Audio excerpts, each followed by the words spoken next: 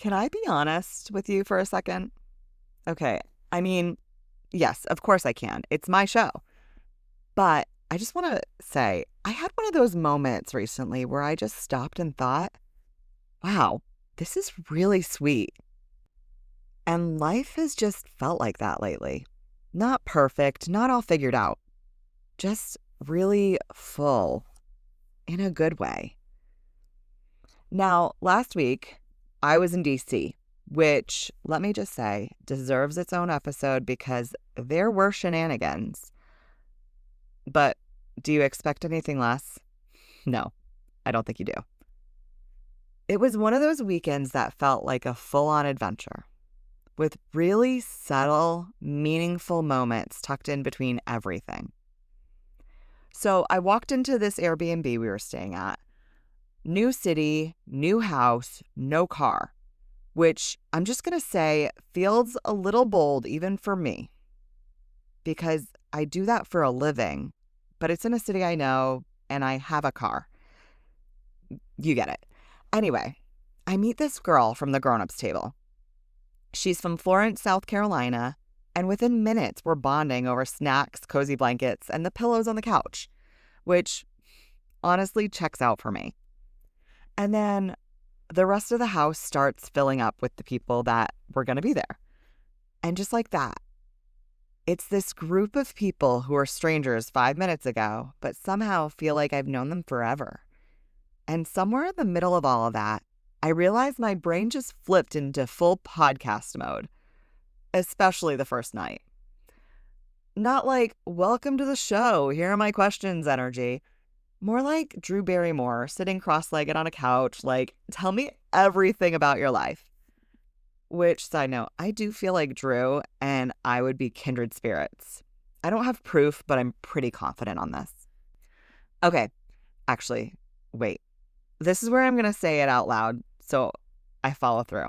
I think I want to start bringing some of those conversations onto the podcast. Like the grown-ups table people.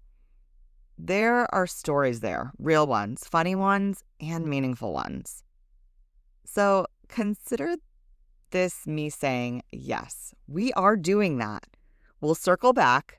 I'll introduce you to some of them. It is happening. Keep me accountable. It's going to happen. Okay, back to the story. Because it was just good. Like, really, genuinely good.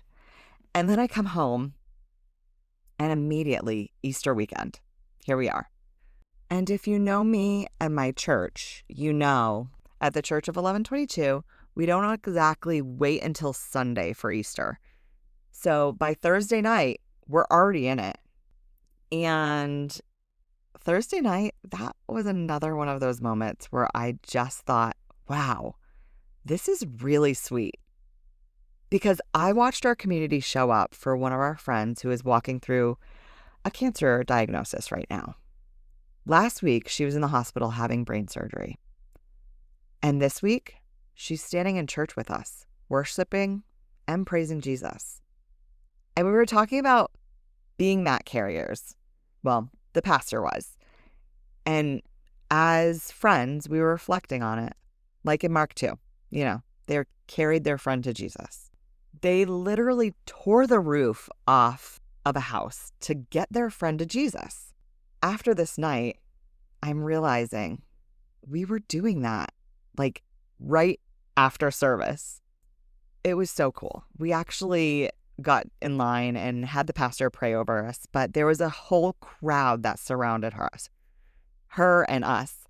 And there was just so much feeling there.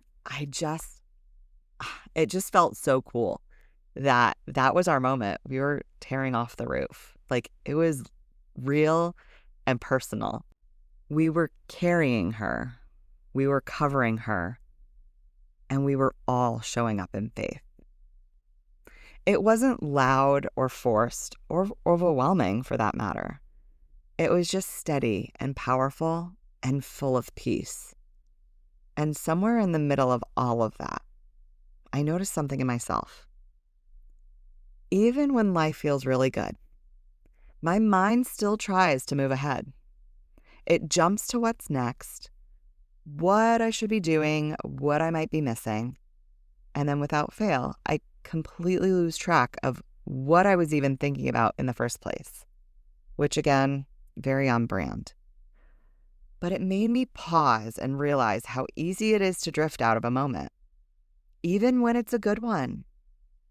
And what I've been noticing is that God is so gentle in bringing me back.